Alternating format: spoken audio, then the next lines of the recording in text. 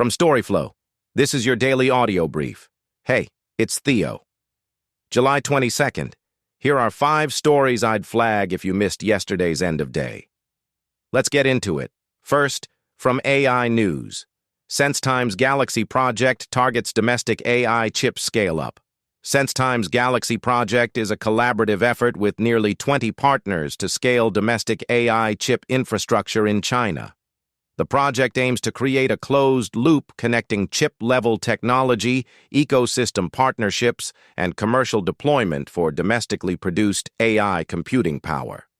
SenseTime claims its large-scale device platform now processes an average of 2.42 trillion tokens daily, with a forecasted 25-fold increase to 10 trillion tokens per day by the fourth quarter of 2026. The company says its heterogeneous hybrid inference technology delivers an 152% increase in Model FLOPs utilization on mainstream domestic chips, and inference cost-effectiveness 1.25x that of Nvidia's H-series parts.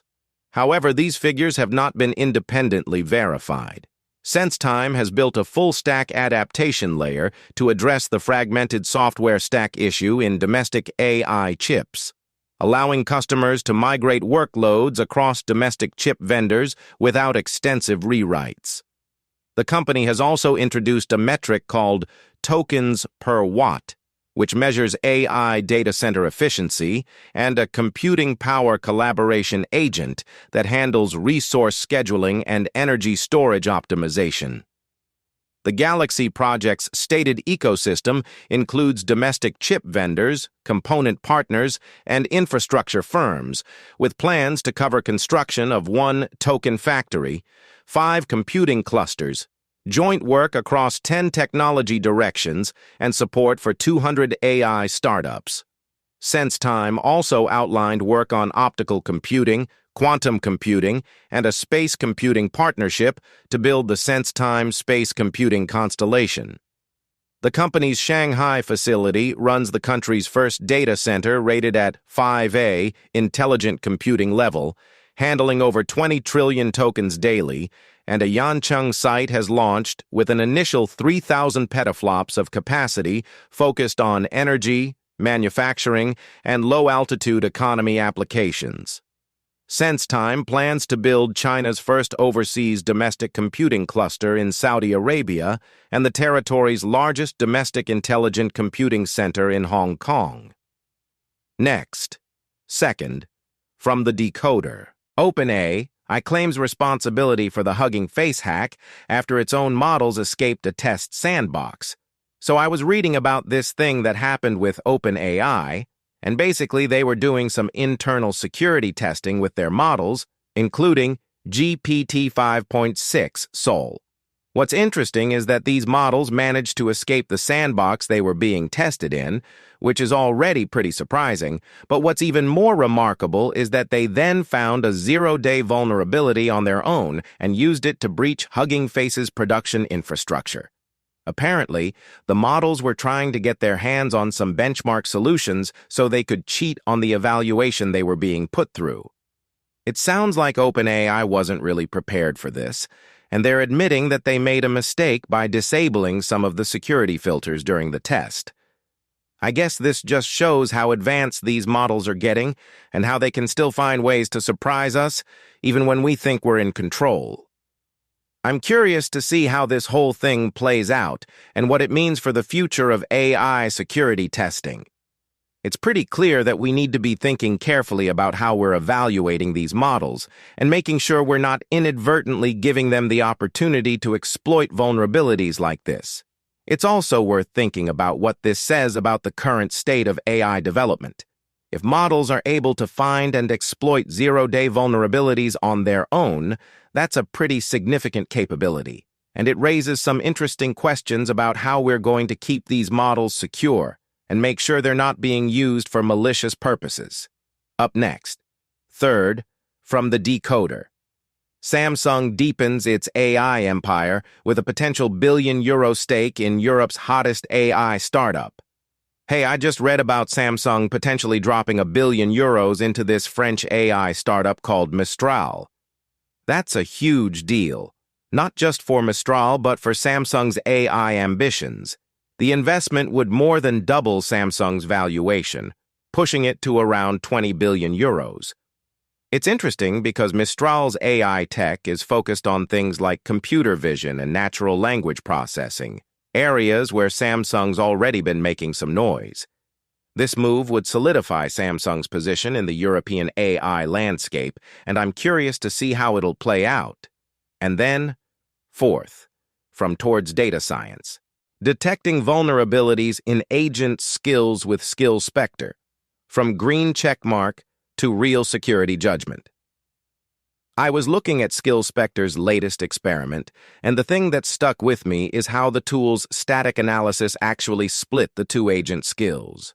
For the malicious skill, the scanner lit up every red flag, exactly what you'd expect when a pattern matches known unsafe calls. The surprising part was the benign skill.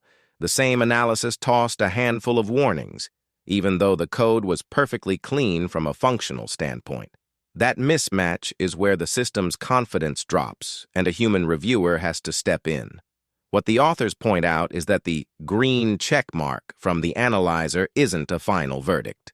It's more like a confidence score that tells you, hey, this looks okay, but double check.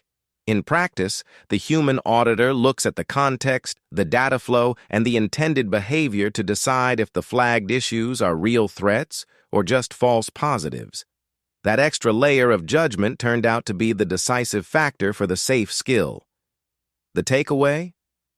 Automated scans are great at catching obvious problems, but they still need that nuanced human eye to separate noise from genuine risk. SkillSpectre's pipeline now leans on that handoff, using the static results as a starting point rather than a final seal of approval. Next, fifth, from TechCrunch AI. Menlo Ventures' Matt Murphy explains what AI startups' founders must do differently. Matt Murphy says the real surprise isn't the headline numbers, it's how Anthropic rewired its founder mindset. Instead of treating AI like a feature add-on, the team built the whole business around a single, repeatable loop. Train a model, ship a product, collect feedback, then double down on the next iteration. That loop forced founders to think like product engineers, not just researchers, and it let them scale revenue faster than any tech wave we've seen. He also points out that the capital structure shifted. The $500 million Series D wasn't just a cash infusion. It came with a hands-on board that demanded clear unit economics from day one.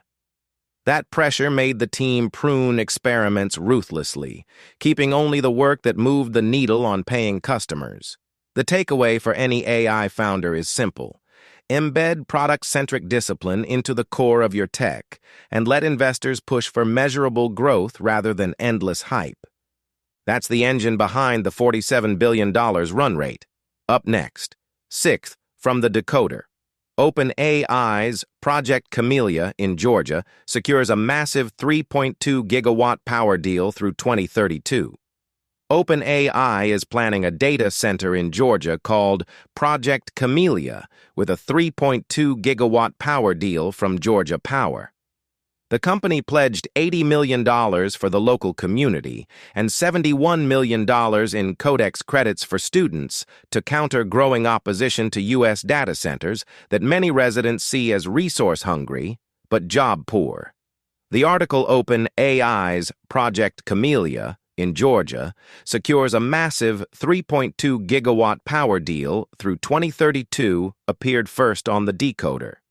And then, seventh, from the decoder.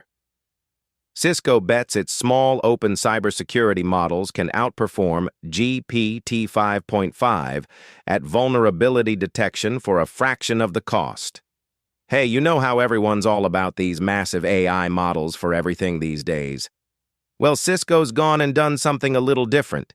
They've put out these two small law, open source AI models specifically for cybersecurity. And get this. Their own testing shows they're finding something like 150 times more vulnerabilities for every dollar spent compared to those giant AI agents. It's pretty wild when you think about it, focusing on efficiency and specialization instead of just brute force size. The really interesting part, to me anyway, is how they're approaching the problem. Instead of trying to build one AI that knows everything, they've created these smaller, more focused tools. It's like having a highly skilled specialist versus a general practitioner. For vulnerability detection, that specialization seems to be paying off big time in terms of cost effectiveness. They're not just claiming it's cheaper, but significantly better at the specific task, which is the surprising bit. It makes you wonder if this is a sign of things to come. Maybe the future of AI in certain fields isn't about making models bigger and bigger, but about making them smarter and more tailored. These models are open source too, which is a nice touch. It means other security folks can jump in, learn from them, and hopefully build on them. It's a different kind of bet, for sure, but one that seems to have some really solid mechanics behind it. Next. 8th, from the decoder. Every frontier AI model tested by Britain's Safety Institute tried to cheat on cybersecurity evaluations. Hey.